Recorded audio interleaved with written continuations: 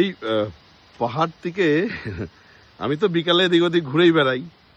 হঠাৎ উপরের ওই মাথায় গেছিলাম, গিয়ে দেখলাম মানে করলা গাছের মধ্যে ভর্তি করলা গাছ হয়ে আছে। আরে আমি বললাম এগুলো আবার কি, এত বড় বড় এগুলো আবার কি? আমি মানে বুঝে উঠতে পারছি না কি।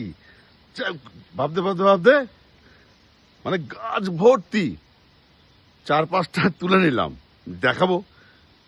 তারপরে পরে একজন যেতে যেতে ওখানে বললো যে তো করলা, যে তিতা আমরা খাই না করলা, এ তো পিওর অর্গানিক করলা। এ তো অসম্ভব, মানে বাড়িতে নিয়ে যেতে পারলে তো খুশি। মানে উপরে ভর্তি হয়ে আছে পাহাড়ে, এই দেখো কিরকম অর্গানিক। এ তো বললো ছোট সাইজ, মানে এর 3 গুণ পর্যন্ত লম্বা হয় আর বড় হয়, মানে অর্গানিক করলা।